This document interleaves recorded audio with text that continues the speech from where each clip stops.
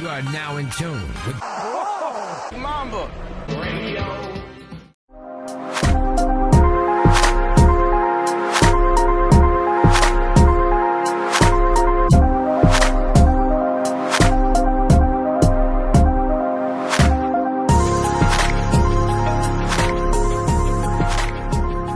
Alright, what up, everybody? Thank you for tuning into Brown Mamba Radio. For those out there who don't know, my name is Jackson, and happy Friday, everybody. We finally made it. The weekend's here. Hopefully, you guys all enjoyed your week, and happy Rusev Day to everybody out there. And right off the bat, I want to apologize for being a little extra nasally sounding. I was doing a little bit of landscaping yesterday, and it's now kind of messed up my sinus. All the dust and all the dirt and all that stuff kind of messed up my sinuses pretty bad. Tried doing the neti pot, tried taking medicine, and it's just not fully going away. So like I said, I apologize for this up right off the get go. So please bear with me. I promise to make sure that I'll make up for it with a really good quality episode for you guys. All right, so gonna go over what happened this week from the world of sports. A lot happened. We got the playoffs going on. Some baseball news, big baseball news. Like I said, not just the NBA playoffs going on, but some other stuff from the world of basketball. And then gonna go over some other stuff. We got some big not, I wouldn't say full on political news, but there's some big stuff going on in the Middle East. And some stuff from Hollywood, and then like I said, just gonna get going. Starting off with some sports, like always. Me, NBA playoffs. No basketball for the last couple of days. It's been pretty dry. It's been pretty weird. Turning on the TV and not being able to watch any basketball, especially when it kind of could be going on. I really don't like this. I don't like how they're spacing the games out so far apart. Like I said, I get it. They're trying to make money and have the games on the weekends and all that stuff. They don't want to game on a Friday night when everyone's going out. They'd rather have it during this day on Saturday and Sunday. I get it. But as a basketball fan and a sports fan, I don't like it. But starting in the East, not a whole lot to dissect here. Celtics are up 2-0. The Celtics, man, these guys are just we can't say it enough. Honestly, can't say it enough how impressive they are right now, and it's just crazy. It's really, really crazy to see them just completely shut down the Cavs, and that's, like I said, it's less. Let me see let me try to fix how to phrase this. It's impressive. Don't get me wrong. Completely impressive.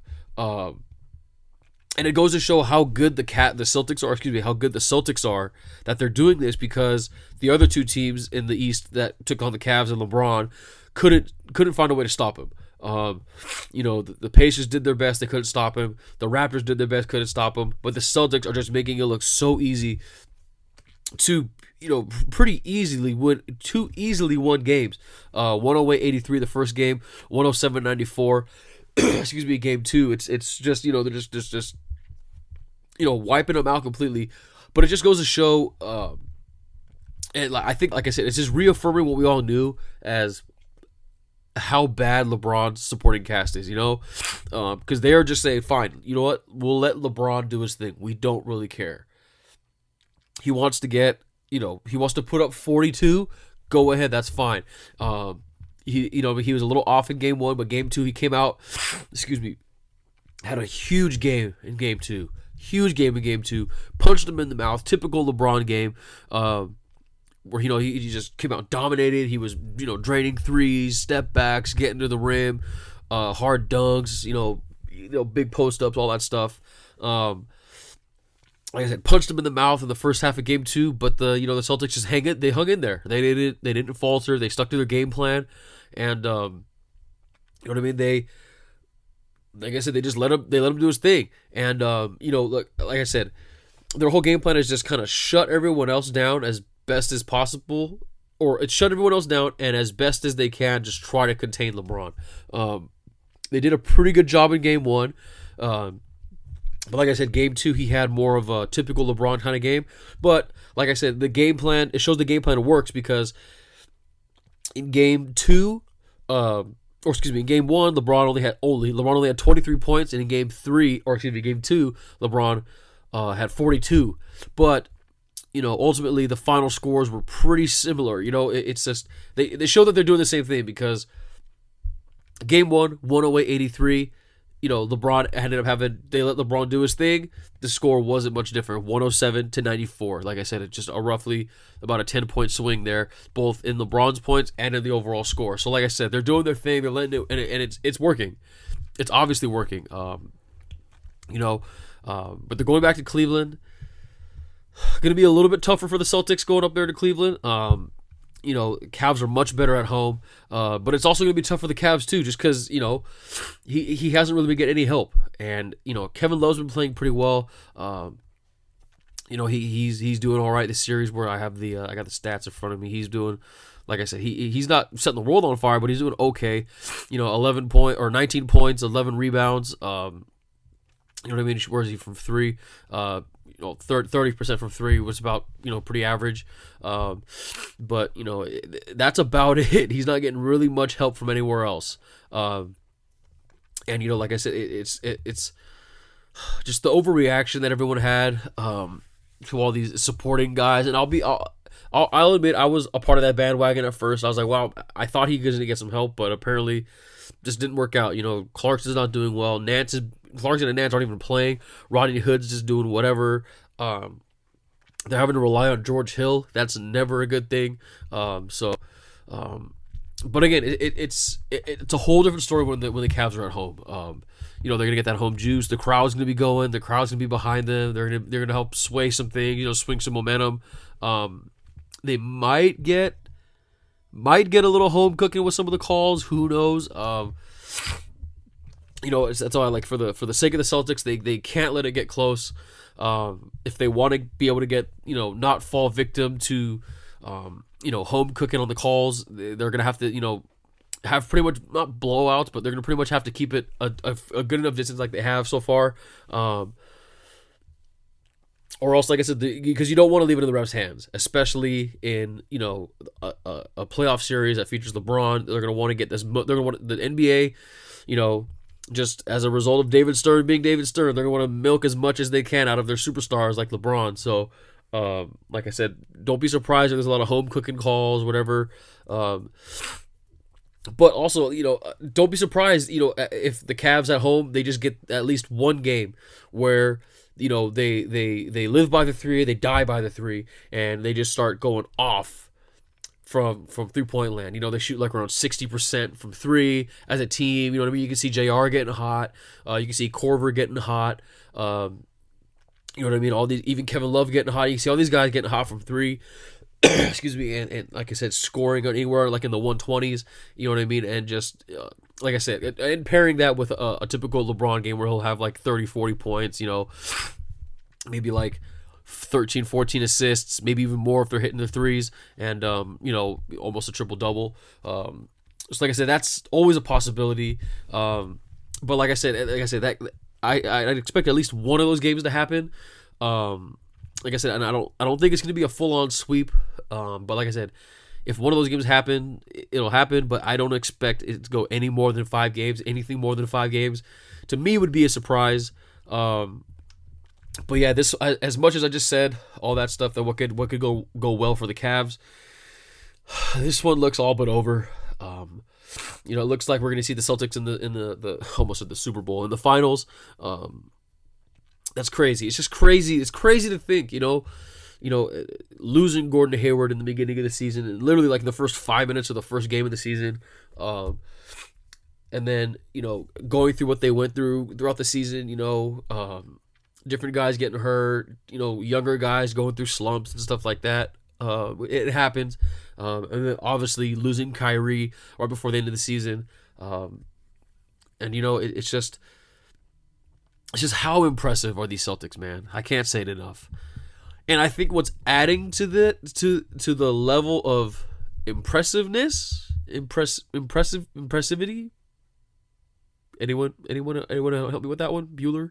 But what's adding to this, to the lore of how successful they've been and how impressive they've been, is that we do know these things. And in the back of our minds, we know, as well as they're playing, they're probably going to be better next year and for years to come.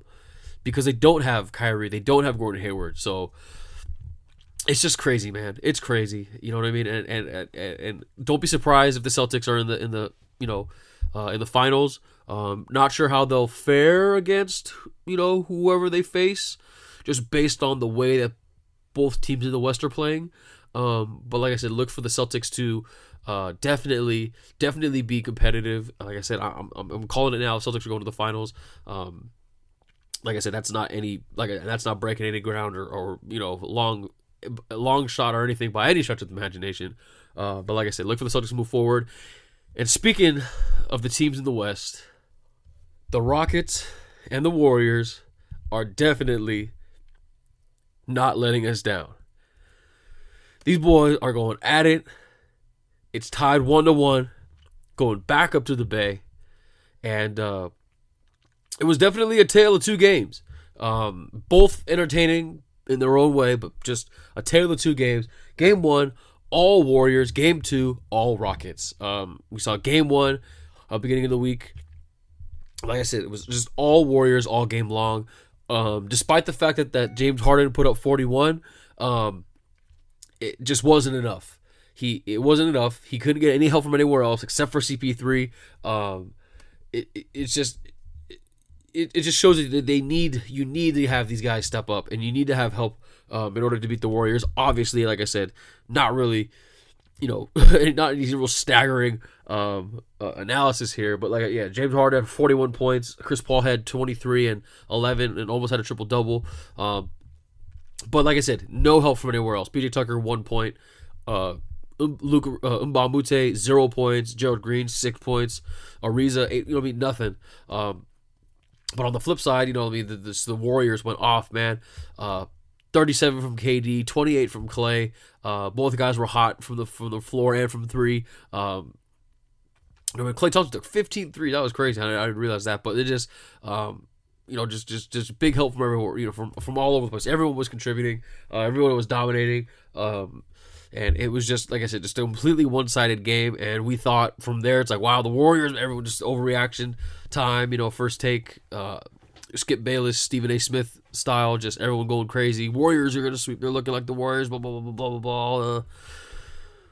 But then game 2 happened, and everyone got real quiet. Because it's just like they completely decided to flip roles.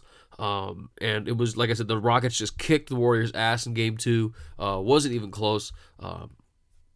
It won. What was the score? 127 to 105. Excuse me. I had the other game up still, but 127 to 105. It wasn't even that close either, and and that's still not close. Like I said, the Warriors just came out completely. They just looked like they came out completely flat. It just was just crazy to say, crazy to think, considering it's the Warriors, the defending champs. And then the whole thing was they were probably on cruise control all regular season long because they knew that they wanted to just get ready for the playoffs, and they wanted to be healthy. They didn't want to risk anyone getting hurt or anything like that. And they knew that they were going to be ready for the playoffs. But game 2, they just got their ass. Just a good old-fashioned ass kicking. The same way that game 1 was a good old-fashioned ass kicking for the Rockets. KD played well. KD showed up. KD was hot all night long.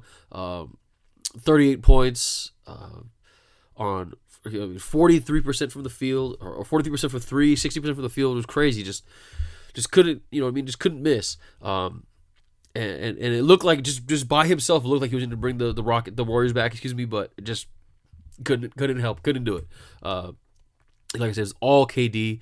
Only 6 points from Draymond, 8 points from Clay, 5 from Andre Iguodala, and that's about it. Nothing else from anywhere else. All you got to know for how bad the Warriors played was David West got minutes, Jordan Bell got minutes, Zaza got minutes. So that's all you need to know. It was that kind of game for the Warriors. Like I said, just complete role reversal. The Rockets completely just flipped on the switch. Harden and CP3 dominated. It was good. Chris Paul, 16 points. James Harden, 27 points. And although as well as they played all game long, it was the supporting cast and how well they scored. The supporting cast was the big story. PJ Tucker, of all people, 22 points. 5 threes, yes, and 7 rebounds, 4 assists to go along with it. Trevor Ariza, 19 points. Eric Gordon, 27 points. Like I said, it's just these guys were just all over the place. They were super hot, and like I said, that's it. You know what I mean? So that's the formula right there. And like I said, it's a simple formula. Everyone's got to play well, but these two teams are, they're that damn good for a reason, And everyone was excited for the series for this exact reason, because they knew it was going to be a heavyweight slugfest, and that's what we've got in the first 2 games. You know what I mean? Or the first 2 rounds, if you want to keep the boxing analogy. So these guys are going at it. Like I said, it's going to be going back up to the Bay. Always tough for the road team up in the Bay. Although the Rockets did defeat the Warriors on opening night in the Bay at the beginning of the season. So, like I said, anything can happen. And like I said, before I wrap this up, all the hot takes starting to come now. The overreaction meter's going off because Steph isn't shooting that well. He's and rightfully so. He's former MVP, one of the most, arguably right now he's the best shooter in the NBA, and arguably one of the best shooters of all time. And it was crazy to say, but he is. But Steph, normally lights out. Where is it? Shooting 15% from 3. 15%. Stephen Curry, of all people, shooting 15% from 3 and 44% from the field. Overall, for what was this true shooting percentage? I don't think they have it up here anyway. But just where's the true shooting percentage? 48%. Not very Chef Curry like. And anytime something like that happens, the overreaction,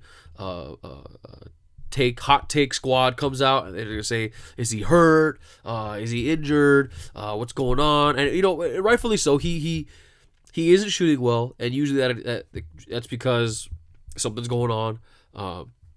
He was nursing that injury. He was the knee injury all for the last part of the season. He's obviously had the injury history in the past. So like I said, we'll have to see. I really don't know. I really don't know. But like I said, the hot take overreaction squad is out. They're just making up all these crazy conspiracy theories and stuff like that. So, as of right now, there's nothing. They're probably not going to say anything. Maybe they won't even say anything after the series or after the season's done. But like I said, we'll have to wait and see.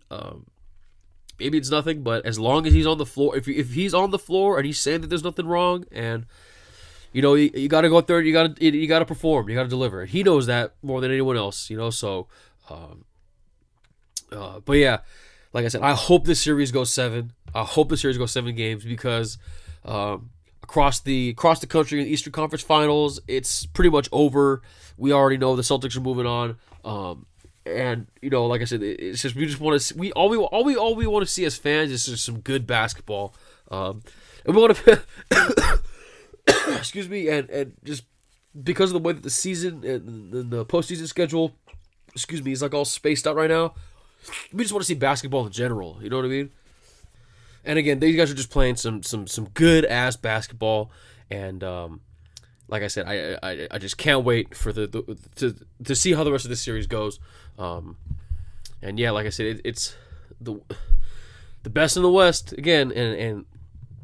If you put a gun to my head, I'm saying Warriors are going to win the whole thing, or win the series, and then eventually go on to win the whole thing. But like I said, it's no matter which way it goes, whether it's the Rockets or the Warriors, it's going to be they're going to put up a good matchup against the Celtics, and like I said, it's going to be just a sight to see, but yeah, that's how the playoffs have gone so far. Moving to the Diamond Dodgers, what can you say? What else can you say? They're on finally they got a win yesterday, but it was after a 6-game losing streak. They finally got Justin Turner back. Justin Turner's finally back. But and everyone was excited, and all this, and right, deservedly so. You know what I mean? We missed Rojo, but didn't really change much. Still not hitting that well, still not pitching that well. They lost the series to the Marlins, and now they're continuing the road trip. They're beginning the series with the Nationals tonight, and I'm gonna be honest, I'm a little scared. Nationals are pretty hot. They're one of the hottest teams in the MLB right now. So, like I said, just I just hope it's not. Whatever happens, it's not embarrassing. That's all. That's at this point. That's all I hope now. I hope it's not embarrassing. They're not embarrassing losses, and I hope that guys can just stay healthy. That's really all I can wish for at this point. Because that's just the way that the Dodgers season's going. Hopefully, it's not the way it continues to go. But like I said, it's not looking too good. But that's how the Dodgers are doing. Angels, still here in Southern California. Like I said, like I alluded to on Monday, big series they had against the Astros. However, they lost it. They went down 2-1 in the series. Started their series yesterday with the Twins, I believe, or the Rays. Excuse me, the Rays. Not a good start. They got smacked up a little bit, 7-1. Little 3-game skid. It's not the worst thing in the world. But like I said, you just don't want to have losing streaks are never good, obviously, and so they're going to tighten that up. But so Ohtani went yard again. That's a good sight to see. Excuse me, but yeah, now they're 2.5 games back. At the top of the AL West. But it's not going to be the last time they see the Astros. They're going to get plenty of chances to settle the score with them and have some more good series with them. And like I said, we're looking forward to that. But like I said, little 3-game skid they're on right now. It's not the end of the world, but like I said, just don't want to get into bad habits. So like I said, just hopefully, they can, clean things up over the weekend and finish the series strong with the Rays. Before I move on to sports news, quickly, just going over WWE real quick. After Raw and SmackDown this week, we are getting closer to Money in the Bank. The Money in the Bank matches themselves are actually they're shaping up a little bit nicer. We know a little bit more about the men's than we do about the women's. Excuse me, men's side. So far, we've got Braun Strowman, The Miz, Finn Balor, Rusev Day, Bobby Roode, Kevin Owens, and one of the guys from the New Day, which is pretty cool. I like that stipulation. I like how they've done all these matches for the men's side and the women's side, where it's one's a triple threat match, one's a straight up match, and then with the New Day, it was the New Day versus the Bar, and between the two teams that won, or between the two teams that won, whichever team won, they had to pick one representative. To be in the Money in the Bank match. Obviously, all 3 of them can't be in the New Day, or the New Day can't be in the match. So, this is extra interesting. Excuse me, because there's been rumors that there's going to be a New Day split up. There's rumors that Big E is supposed to get a big push, and so who knows what's going to happen. Like I said, there's still a couple more weeks left until Money in the Bank. So, who knows how it's going to go? Are they gonna keep, or are they gonna follow through with this rumor and push Big E? Kofi Kingston obviously is the most entertaining of the guys as far as in ring goes. Xavier Woods obviously the most entertaining guy outside with Francesca and all this other stuff. But Kofi's the most athletic and he hits all the cool high spots and a lot of that stuff. So that's gonna be interesting to see. I don't know how it's gonna go. I really don't. But like I said, it's very interesting layer to add to it. So we'll have to see how that goes. But there's one more entrance spot. I'm not sure who it's going to go to. I hope it's Samoa Joe. I really don't know who else it would be. Everyone else lost in their other matches. But yeah, Samoa Joe would be a pretty good addition to the match, obviously, because he's fucking Samoa fucking Joe. But my money, I like the theory that I've heard around a little bit is that, or the fantasy booking is to give it to The Miz. Let The Miz win. Let him carry the briefcase around. And be so that way he has something. He earned it. He's worked his ass off over the last year or so with the belt, but he earned that briefcase. Excuse me. He can carry it around. He can do whatever he wants. He can tease it. He can be a heel with it. All that stuff, and they save it for They save it for Daniel Bryan. Like they did build Daniel Bryan back up somehow, and they save it for Daniel Bryan, and he cashes in against him somehow, somewhere down the line, which would be great to see, especially considering the whole Daniel Bryan and the Miz feud that they've got going on. So that's how things are on the men's side. Excuse me. Now on the women's side, it's a little bit more open. There's 4 more spots left. They'll obviously figure that out for the rest of the couple weeks. But the other one, the entrants in so far are Charlotte, Alexa Bliss, Becky Lynch. Obviously, they want the big names. But Ember Moon's in it. Ember Moon is great. Huge push for her. Not sure if she's going to win it. I don't know if they're going to give her that kind of a monster push yet. They haven't really done anything like that yet. Or there's no signs of that yet. But huge push for her. She'll definitely... my money is on her being the MVP of the match so far. She will shine. She's great. But like I said, 4 more spots left. Not sure who they're going to go to. Probably Billie Kay and or Peyton Royce. Not sure if they're going to give it to who of them is going to get it. I think Sasha Banks still is up in the area on that one. So like I said, I don't really know who else is left, considering most of the other women superstars lost in multi-man or multi-woman matches. So yeah, we'll have to wait and see. But like I said, that's how the Money in the Bank matches themselves are going. Then there's so far there's 3 other booked shows, or 3 other booked matches, excuse me. AJ Styles versus Shinsuke Nakamura with a stipulation to be determined later in the match. Not sure what it's going to be. Don't really know, where this angle is going anymore. Excuse me. It was the best match that they've had between in their feud so far. But yeah, I don't know. Is it going to be like just a fucking balls kicking match? Is it going to be? They already did a no DQ match or whatever. So I don't know what they're going to do. They can't do like a ladder match, or maybe a ladder match. They can't do a steel cage or Hell in a Cell or anything because they've got the belts hanging. So I don't know. We'll have to see. And hopefully it's a good match. That's ultimately it. At least the best thing with this feud so far is that each match has gotten better. I don't know.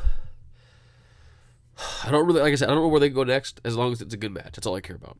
And maybe, is it time to take the belt off AJ? I don't know. It feels like if it's gonna happen, it's gonna happen this pay-per-view via some kind of shenanigans. So, like I said, we'll just have to wait and see. Then there's the women's SmackDown Women's title, Carmella and Asuka. Please, for the love of God, do not let Carmella beat Asuka. At least please don't let her be clean. But if they do it to keep the heat on Carmella, please don't let it be. Please let it be via like some extreme shenanigans. So, just for the love of God, for very, very, very obvious reasons, please don't let Asuka lose to Carmella. And finally, the most confusing, in my opinion, thing going on right now is the whole thing with Nia Jax and Ronda Rousey. First of all, they announced this challenge. First of all, Nia Jax challenged Ronda Rousey. The champion challenged the challenger to a match at Money in the Bank. First of all, not a big pay-per-view, not one of the big 4. Second of all, this would be Ronda Rousey's second match, I believe. No one knows if she could go in a full match yet. Third of all, they did it on like this red carpet thing for, I forget the name of the event, but it's like an event where these TV shows and TV media companies and stuff, all get together and they present like their future plans for what they're going to do for the next year and stuff like that. And these different companies and media companies and stuff send these different representatives. So the WWE, I believe on behalf of NBC Universal, since they as a group own USA Network, or I don't know, whatever. They were the representatives. They were there, and it was all kayfabe, and it was all scripted, and excuse me, kind of awkward if you really think about it. It was really awkward. they were asked about it, and then Nia Jax pretty much said like, "Yeah, I'd like to challenge you, Ronda. What do you say?" And then she's like, "Sure." And it was kind of like it was awkward. It was just really weird and awkward. But they did it on the red carpet. And I get what they're trying to do. They're trying to get heat and publicity for the WWE overall, especially using Ronda Rousey, trying to get her the whole mainstream appeal to maybe a lesser fan or not as hardcore fan, and I get it. But it was just the whole segment was just awkward, and then Charlotte got in the middle of them. It was like, "Woo, this will be interesting," kind of bullshit. It was, like I said, it was just awkward. Didn't feel right. It just felt weird. Like I said, so, and then and worst of all is just the fact that the match itself and the what storyline are they telling here with Nia Jax and Ronda Rousey? Especially with the whole Nia Jax not being stand up to bullies, and that's weird in and of itself. So it's like, well, what do you do? So Nia Jax is supposed to be this big unstoppable force, and they've done all this stuff to build her up, and then all of a sudden, only having the belt for like a month and a half, she's gonna lose it pretty quickly. Is she gonna lose it already? Are they gonna give the belt to Ronda already? Is that what's gonna happen? Or are you gonna have Nia Jax beat Ronda Rousey? Like, is that gonna happen? That can't happen. And so, like I said, they've booked themselves into a corner. I don't know what's gonna happen. Not a lot of people know what's gonna happen. The only not logical, because nothing is logical at this point with this feud or with the women's division at this point.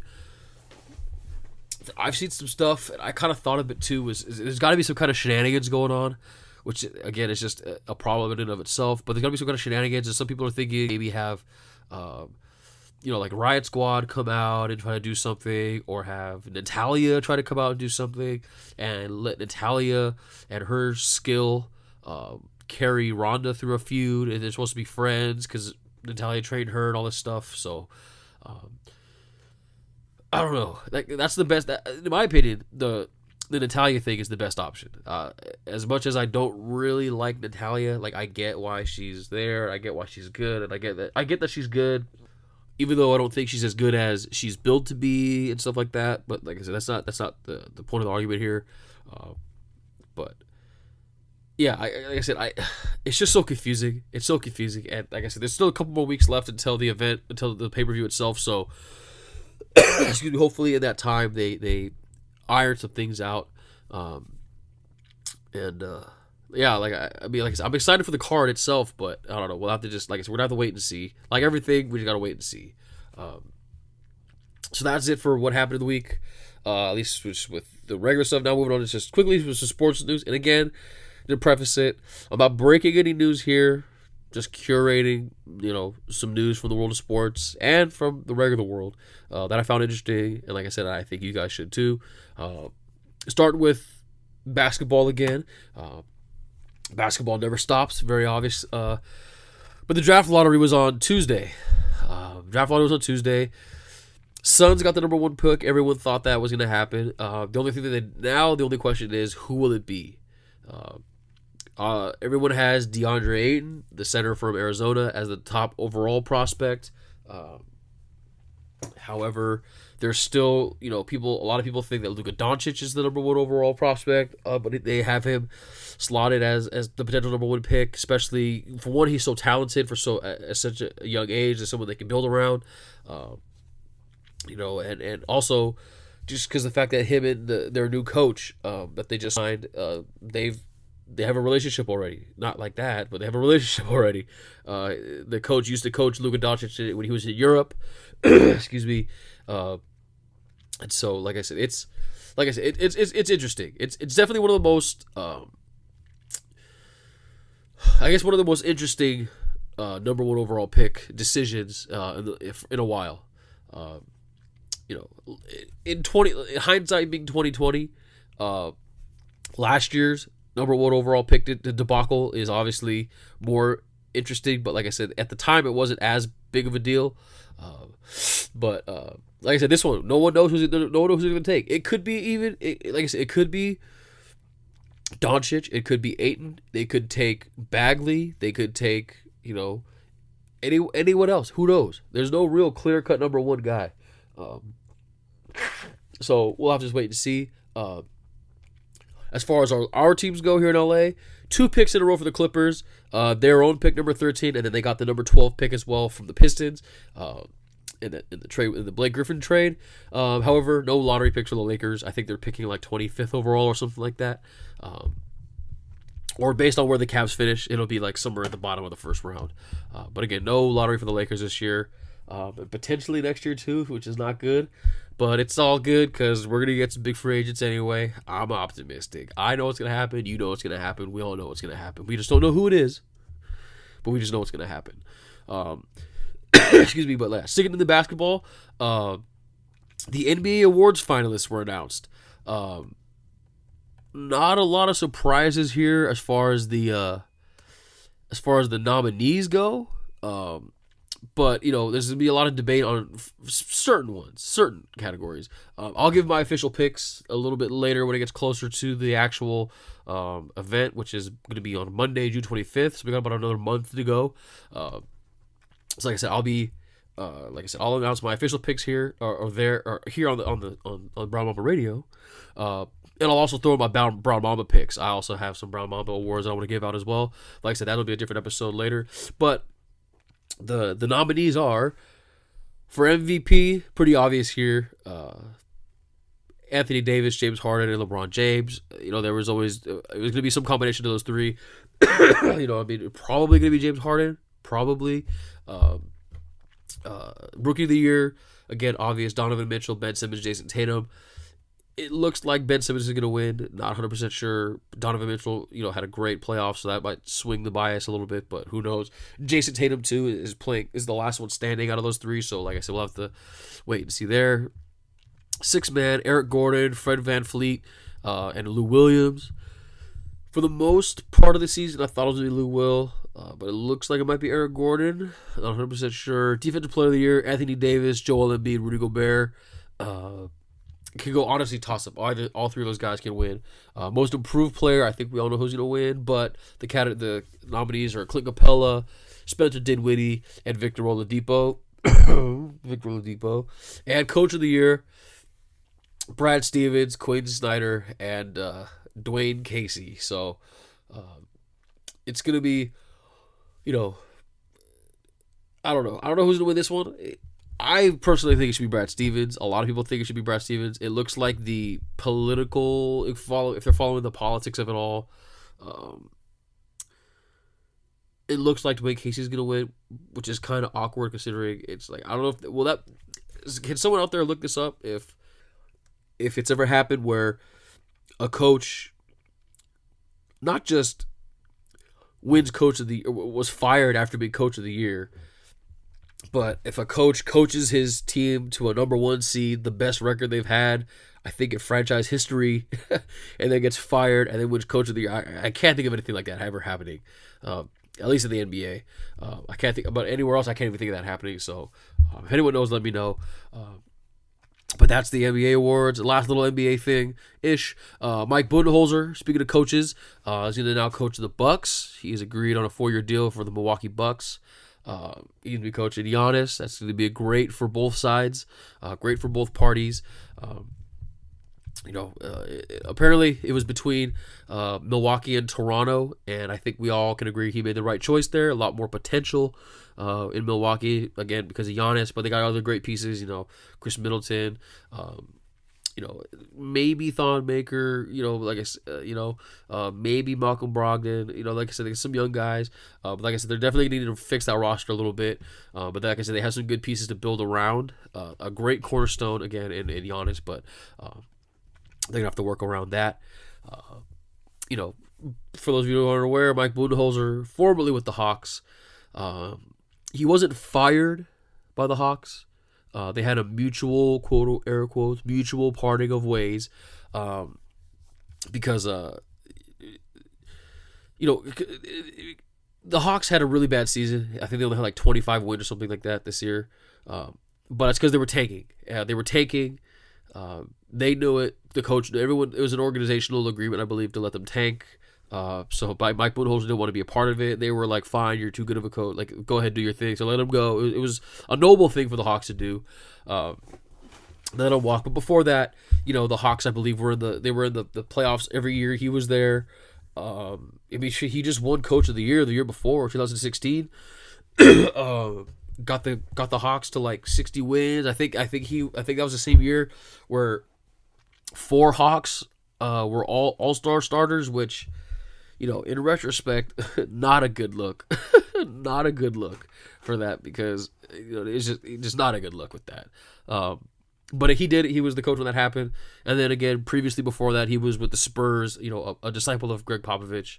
An assistant with the Spurs for 17 years. And like I said, the Hawks. The Bucks got a good one. They got a good coach in Bud. Good for Giannis. Good for the team overall. And like I said, excited to see what that goes. And like I said, last little thing, basketball related. Big news. Big news.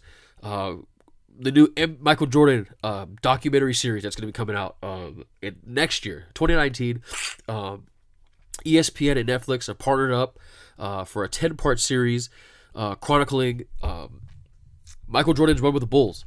Not sure how deep they're going to go in his early days as far as North Carolina goes and when he was a kid, back in Laney High School and stuff like that. And I'm not sure how much they're going to go into the Wizards part of his career, but it looks like it's basically going to focus on his time with the Bulls, which honestly is a good thing for MJ, for his reputation, especially with the whole who's the GOAT, MJ or LeBron right now. A lot of those talks going on. But anyway, like I said, it's going to be fucking great. Let's fucking go. I can't wait.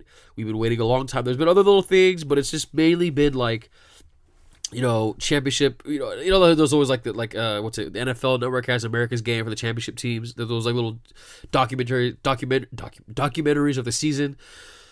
There's never been an actual like Michael Jordan standalone piece. So like I said, and apparently they're going to be using a bunch of unseen footage from those years. And it's directed by Jason Ayer, the guy who did the Fab Five, 30 for 30. The guy who did, and he also did Under the Giant documentary, two of the greatest sports documentaries of this last 10, 15 years. So like I said, it's in good hands. And who better of a subject than Michael fucking Jordan? So Black Jesus, Air Jordan himself. So excited for that. Rounding out the sports news here with baseball. Big news. Robinson Cano was suspended for violating MLB's drug policy. He'll be suspended 80 games. Apparently, he tested positive. He didn't test positive for an actual like PED or anything like that. Excuse me, but he tested positive for a drug that hides PEDs.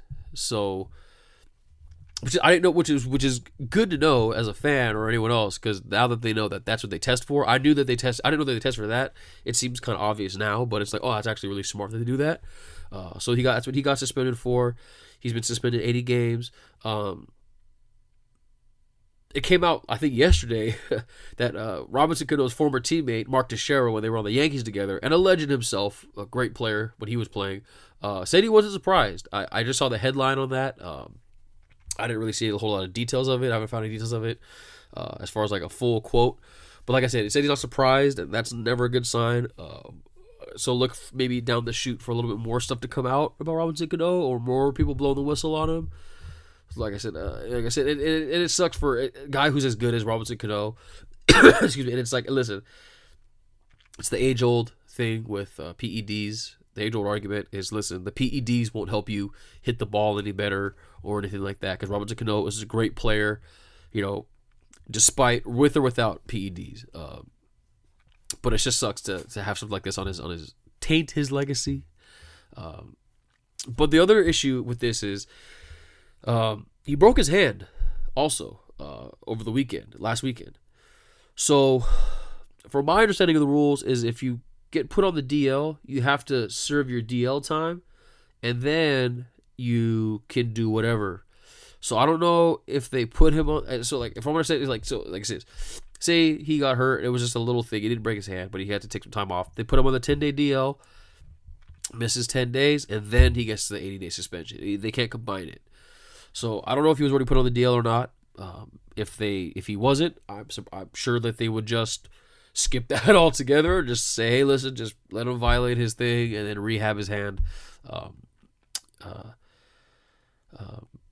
during his time when he's suspended during his suspension. So yeah, that's like I said, tough news for Robinson. Tough news for the Mariners too, who are starting to come along and make some noise in the AL West. Starting to creep up on the Angels and the Astros, and like I said, it's gonna be tough for them to come back from it. So 80 games is a lot. That's a lot of games.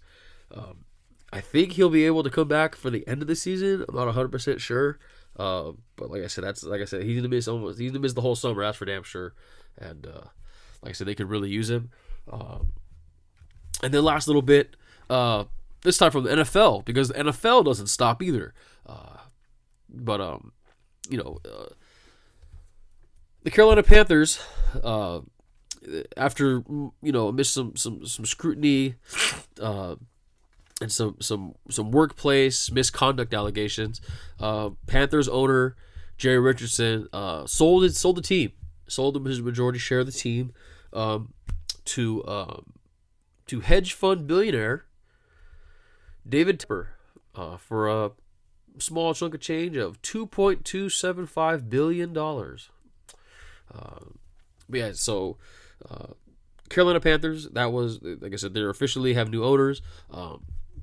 Apparently that wasn't the highest bid for the team.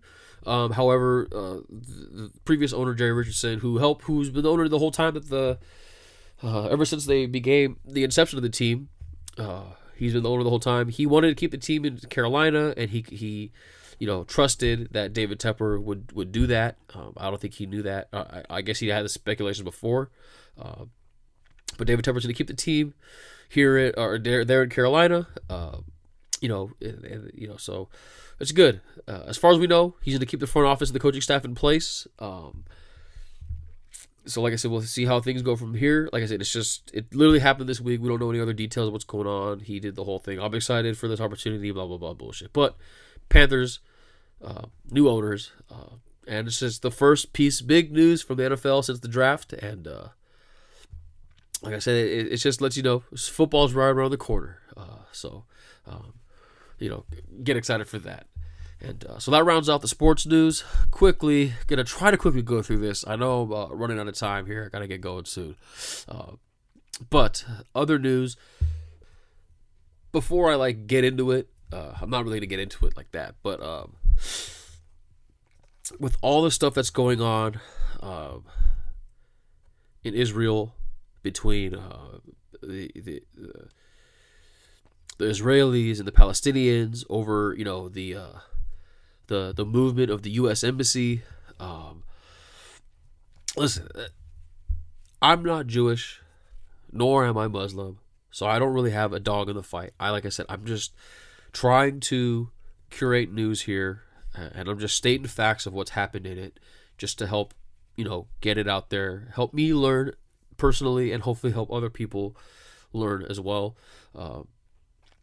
And as I say all this stuff, this is not an indictment towards either side, because again, I have no real dog in the fight in this one, and it's not an indictment towards either side.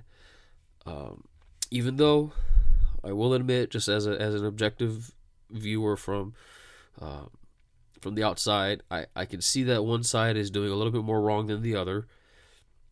I can admit that, but again, this is just, like I said, I'm just stating facts here. I'm not trying to.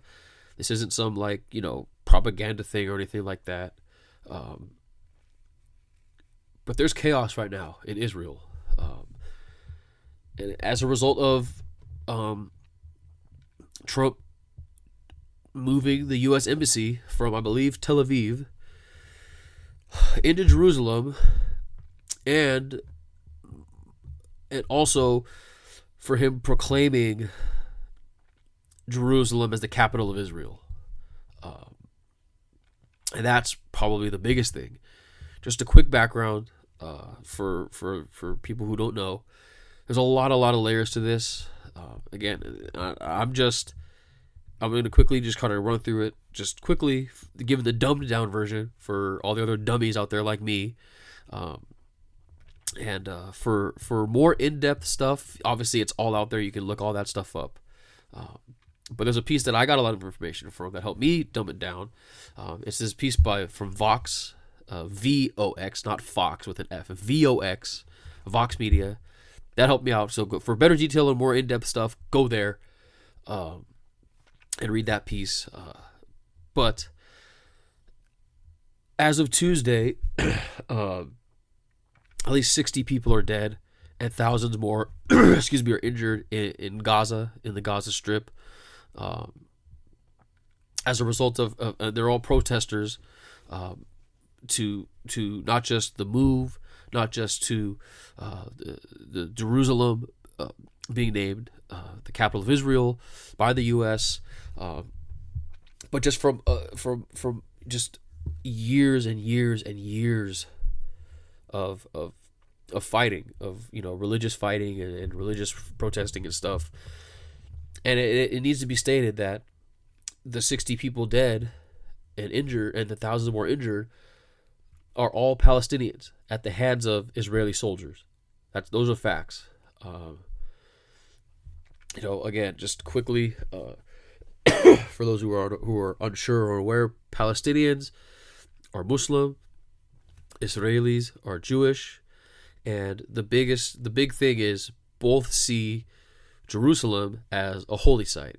There are different holy sites in Jerusalem that affect both Muslims. They affect both Jewish people, and even other people too, other religions and stuff. But for the sake of this argument, it's mainly the Muslims and the Jewish people. They both want to claim Jerusalem as their own, but mainly in Jerusalem, the Jewish proclaim the West, and the Palestinians proclaim the East as far as where their holy sites are. So they're again, both sides have been fighting for a very, very, very, very long time. Even before all this stuff happened, even before, like I said, as far back as the Bible, the Old Testament, the Quran, whatever it is, all the different religious texts. It's as far back as that stuff goes. So a very, very long time. and from what I understand, in the last century, Israel has essentially seized control of most of this land forcefully, heightening the tensions between both sides. And it's causing it's like I said, there's a lot of protesting going on, and most particularly with the Gaza Strip, and all of and in Gaza more recently, the killings on Tuesday, which is when the announcement was, or when the official day was that it was the embassy was moved and proclaimed to be in Jerusalem, was when all the people were trying to protest and make their way there to protest it and stuff. But the Israeli soldiers, gunned all the protesters down. And it was the worst day of violence in Israel since 2014, when Israel invaded Gaza and essentially again seized Gaza as their own, which is another part of why they're arguing. They're arguing that, they're fighting that, and protesting that Israel took parts of Gaza that belonged to Egypt. So again, like I said, a lot of layers here.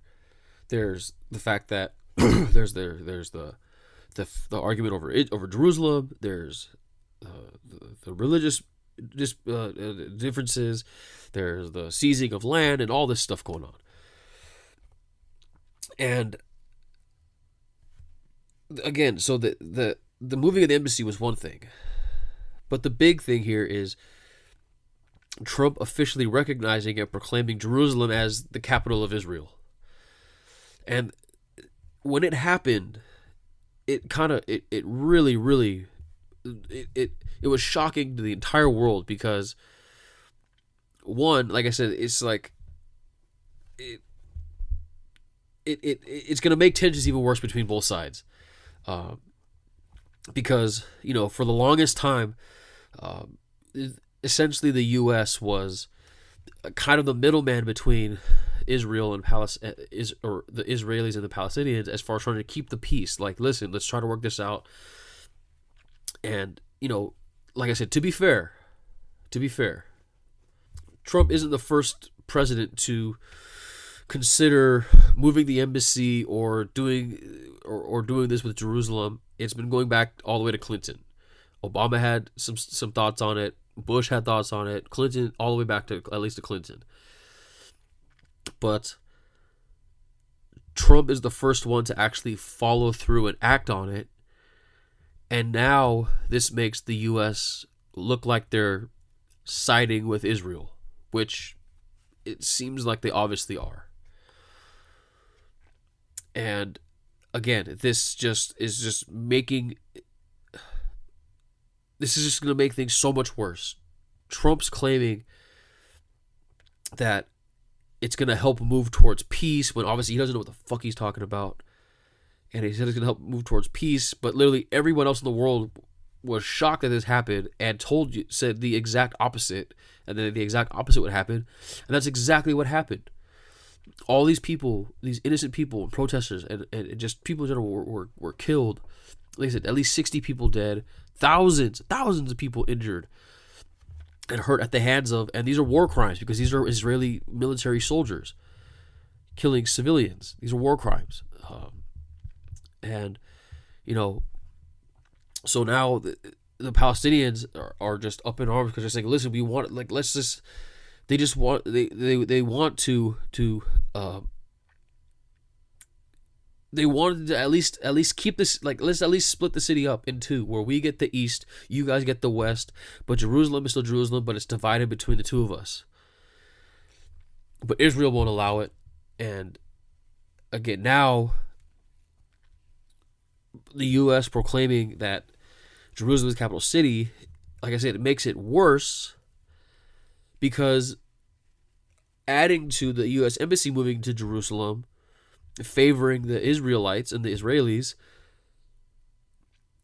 it essentially like shuts down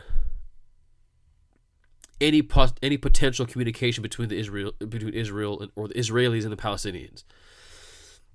And that's what we saw when on Tuesday when they had the opening day. They had all the different representatives there, and they were all talking and doing stuff. And it was made known that the U.S. officials who were there weren't even planning to listen to the Palestinians. They were only doing stuff with the Israeli representatives. And that's when we saw the Palestinian representative, I forget her name, walk out of the room when she found this out. And how are peace talks supposed to continue, and how are things supposed to get better when there's no communication, when it's a two-sided issue, when one side isn't even getting a fair shot at any of this, and they are clearly being oppressed and clearly being taken advantage of. Like I said, there's obviously a much larger agenda here, one that I'm not sure about. I don't know what it is. I don't know what it specifically is, but there's quite obviously a much larger agenda going on, especially since Jared Kushner is at the forefront of this, or he's one of the top people as far as this project went. Jared Kushner himself is Jewish, from Israel, I believe, has family there, and obviously, and so like I said, it's very, it just doesn't smell right, and it's very upsetting. That knowing, like I said, it's just that it's just an adding to the blindness and the ignorance and the stupidity of Trump, just blindly acting. And like I said, probably there's more than likely there's some kind of business undertones to this, and he's obviously profiting off of this somehow, some way. We don't know exactly what yet, but it's fairly obvious that's the case here. And it's just more fuel to the fire. This snowball just keeps going and keeps going and keeps going. And I just, like I said, I talk about this a lot. Like, I don't know much, but I know what I know. And I know that the tensions in the Middle East, whether it's, the Israelis, the Palestinians, the Arabs, everyone that's in the Middle East, they've had their quarrels for fucking thousands of years, and to think that they'll all of a sudden just stop just like that it's ignorant and it's stupid. You know, it's a lot more complicated than we know. Like I mentioned, there's a lot more layers to this than we know. And it's going to take a lot more than just, it's than just some kind of hubris to think you can change, to do what Trump is doing. And, it's just, like I said, it's frustrating. I hope we can figure some stuff out. And yeah, like I said, so that's what's going on there. I just wanted to, like I said, shed light on it to some of my listeners if you weren't aware of it, because it's very, very important. Because as I talked about in the last one, or in a previous episode, with the Iran deal is hurting our foreign relations and foreign policies and our foreign affairs. And this does the same thing. This hurts it just as much. So, like I said, I just had to shed light on it. Get the one serious thing out of the way. And yeah, like I said, moving on to a less serious subject. Cannes Film Festival kicked off this week. There's a lot of film buzz, and like I said, I'm not gonna act like I'm a film snob or anything, but I do love movies, and as much as I hate the word, I love cinema. I love everything about it.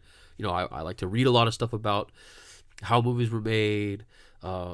Sometimes I watch the director's commentary stuff because I like to just, like I said, I like to know, or the behind the scenes stuff. I like to know what went into the scenes and whatever. I like all that stuff.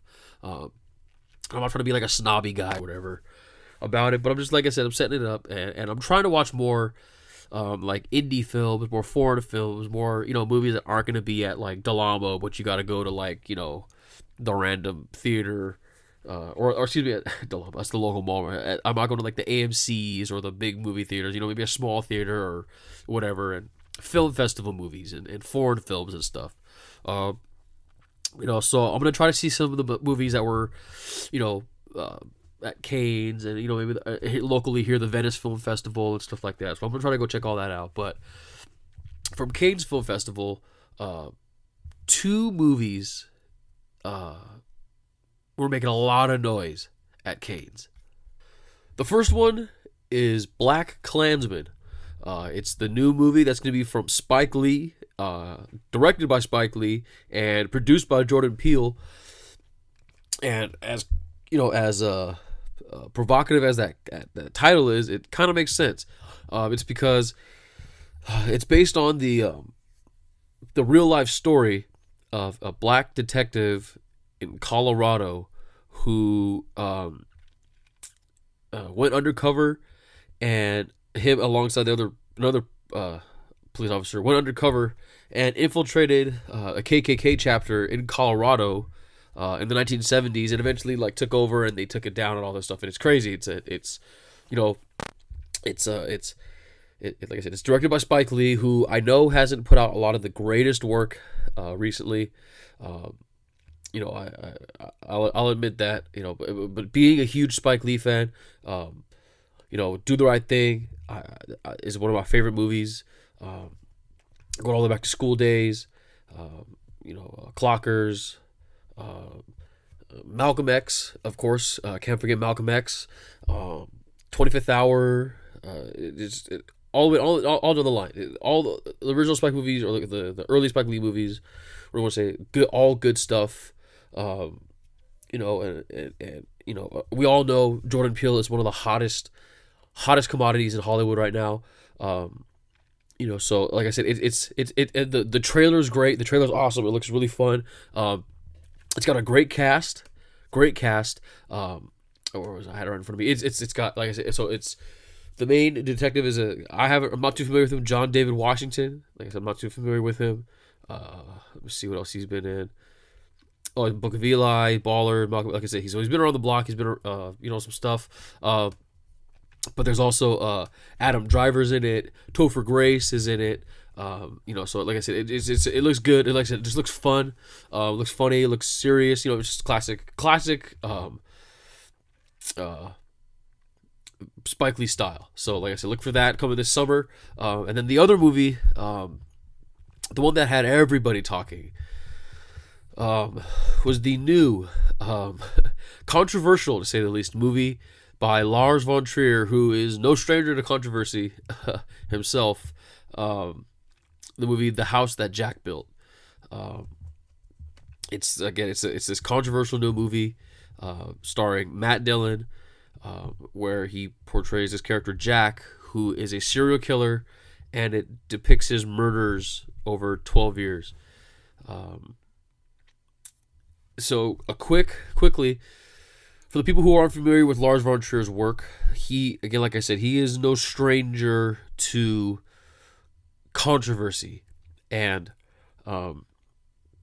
pushing the boundaries of what can and cannot be portrayed on film. He's for those of you who aren't familiar, he is a Danish, I believe, director whose claim to fame. He came up with this filming style, Dogma 95. Look it up. It's like this very like stripped down basic form of shooting movies, and it's this ideology that he came up with, where it's kind of like if you limit yourself on what you can and cannot do, then that'll also increase your creativity and stuff. It's pretty, like I said, there's these really great videos on YouTube. One by Channel Criswell, shout out to Channel Criswell, and another one by Screen Prism, shout out to Screen Prism, that explain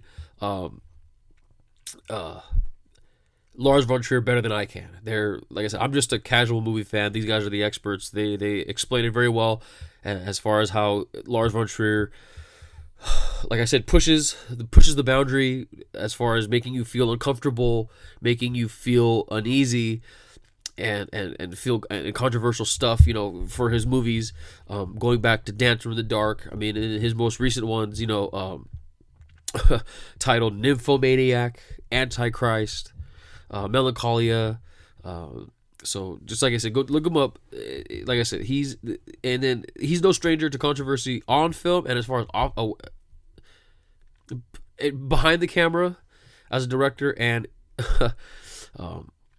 he made some very questionable. He made a really crass and very not funny joke about Hitler and being a Nazi and stuff. Last time he was at Cannes, he was banned. He was actually banned from Cannes Film Festival a little while ago, and this is his essentially his return and stuff. But back to the movie.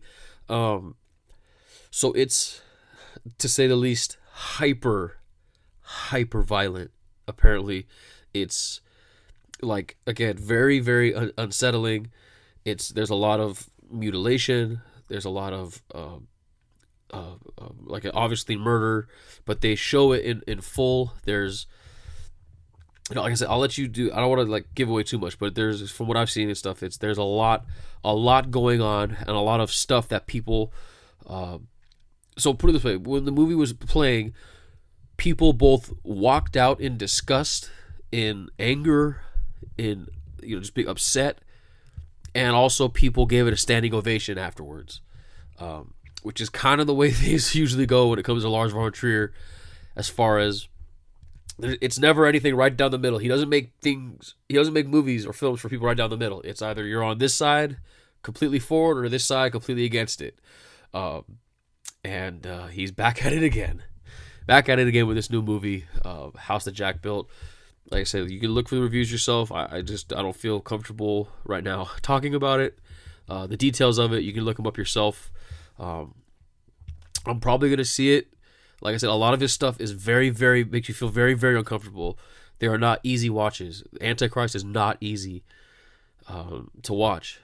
It's very, stuff like that. So, I mean, like I said, it's in the name. It's in the name. So, but yeah, like I said, those were the talks of the town at Cannes.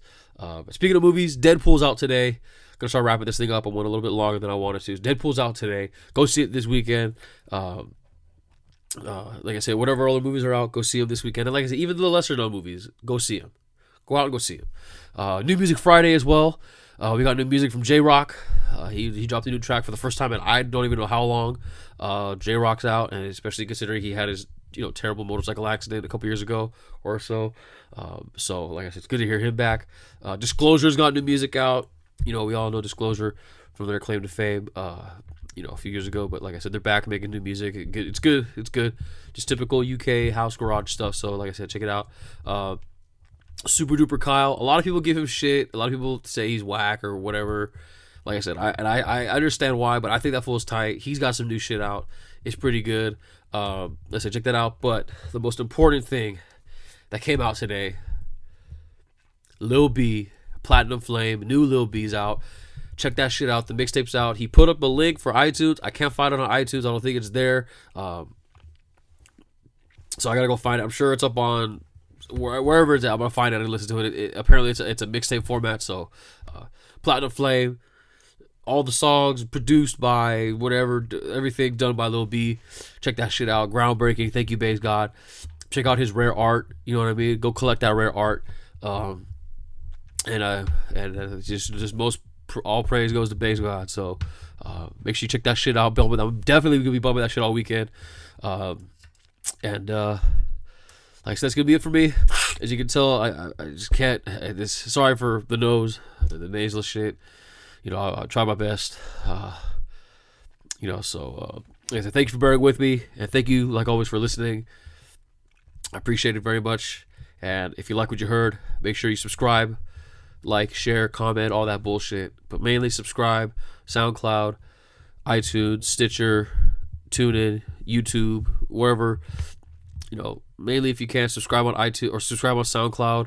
Trying to get my numbers back up. Like I said, for those of you who are kind of new, I had to re-upload all my stuff to a new account because I lost my old account. So like I said, trying to get those numbers up.